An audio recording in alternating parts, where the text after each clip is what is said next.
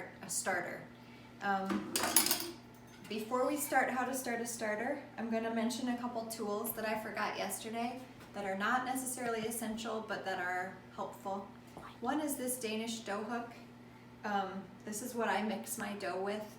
You don't need this.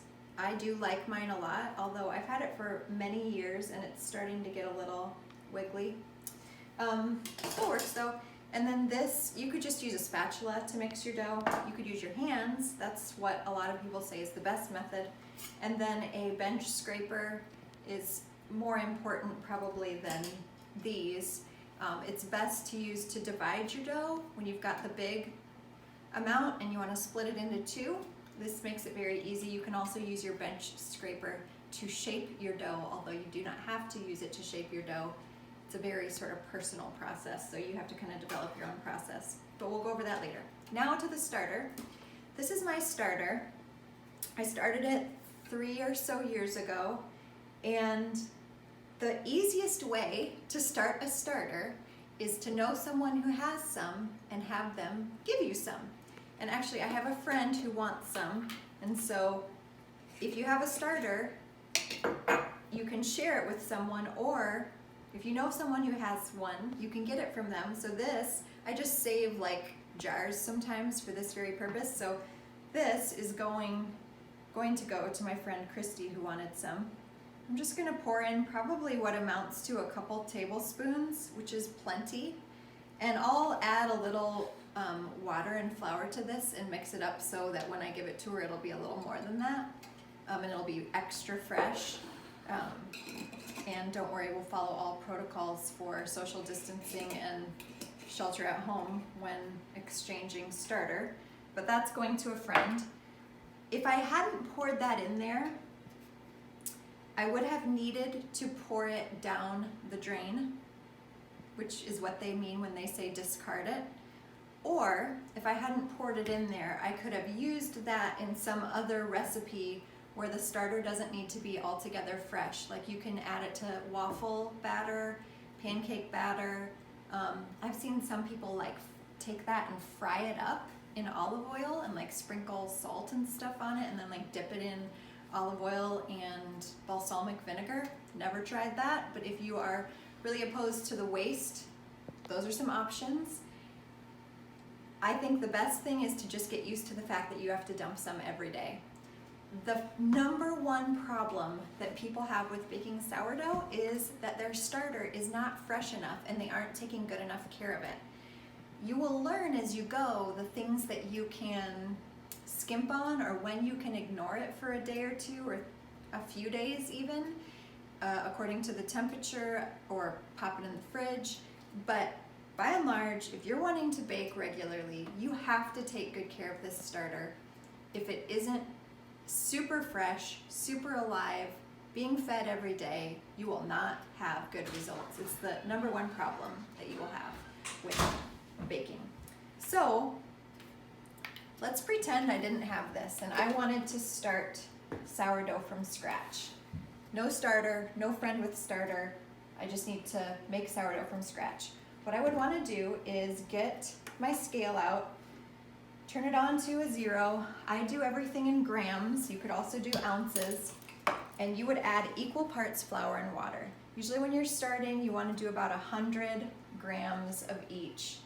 So when I did my starters, I did them in bowls. I do think it's the easiest way to get started is just to use a bowl, not a jar, because it's easier to mix.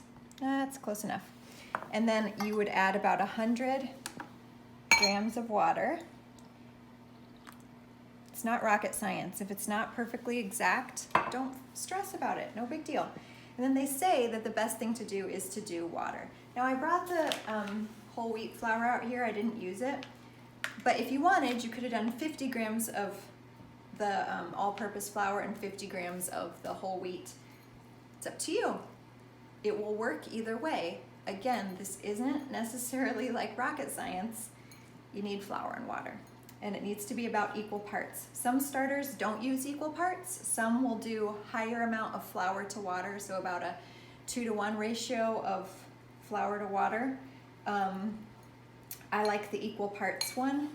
It's I just think it works better. I've done it every which way. I first started with Peter Reinhardt's method, which is like a refrigerated method, which is extremely thick starter. Man, I've Googled probably and looked at over a dozen different ways to do this. Each one is slightly different, which ought to give you a lot of confidence that many ways work. And so don't let it freak you out like, oh no, which one am I going to choose? A lot of different ways work. I like this one best, the equal parts. So basically, I've got it mixed up, just looks like dough. You would just let this sit on your counter for 2 or 3 days. This is one way of doing it anyway. Just let it sit on your counter, cover it with a tea towel or with a little bit of saran wrap, and watch it and look for bubbles. And if you're starting to get bubbles, that means it's good, it's alive. It's taking yeast out of the air, which is what you want it to do. And it's just developing yeast from the air. It's called wild yeast. It's kind of no big deal, honestly, but people talk about it like it's this magical thing. But old as time.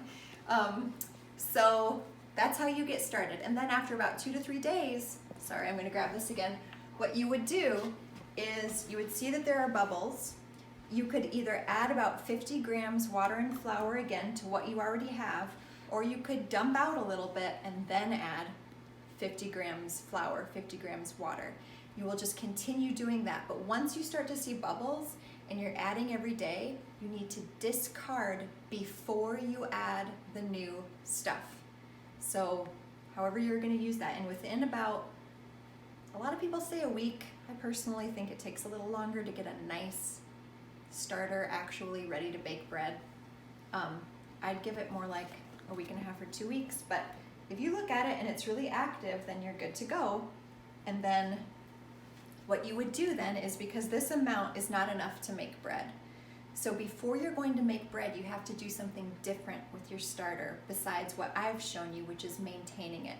50 grams flour and water each day is maintenance for your starter. That means no baking, you're just maintaining the starter.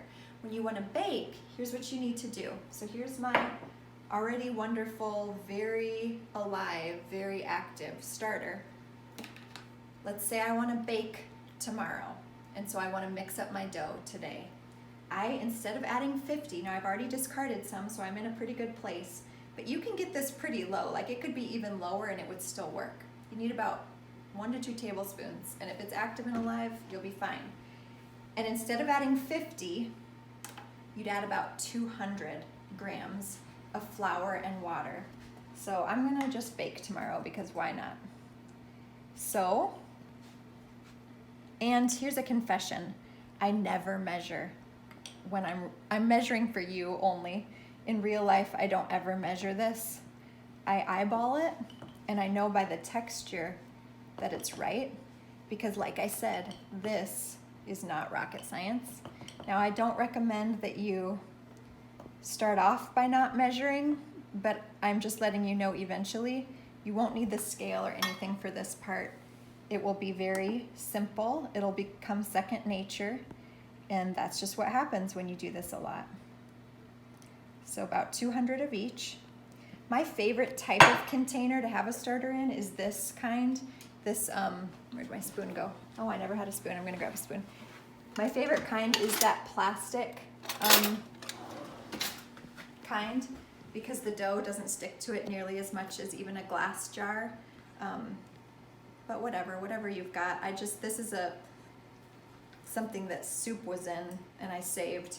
I just save random things and then use them for sourdough, or save jars to give it away. It's not something you need to go out and buy something for. Just look around and see what you have. And then you just mix it up really good. And normally I probably wouldn't even do quite this much if I were just eyeballing it, because what's going to happen to me is that this is going to probably grow outside of this container. So that's okay. I'll just put it in a bigger container. But what happens is when it is really active, this grows or doubles in size. And so by tomorrow morning, this will be ready to use for dough. Or if I put it in a warm environment, like about 100 degrees, like if I turned my oven on and then turned it off after about a minute, it would have this residual heat, and you could put it in there, and that's the only way you can really tinker with the timing is through heat. But if you've made it too hot, like over 100 degrees, you could kill your starter. So, but that would make it grow faster, and then by this evening I would probably be able to make the dough, which I think I actually might do. I'll decide on that. But a couple more things about starters. One is, it's nice to name your starter. So my starter's name is Highlands Hill Starter. That's where we live, or that's what we named our place. Some people name their starters like a name like Kevin or something like that, or they give it a pet's name. It is something that you kind of, I hesitate to say develop a relationship with, but you definitely have a lot of attention to it. It's like a plant or something, and so it's alive, and it needs attention every day.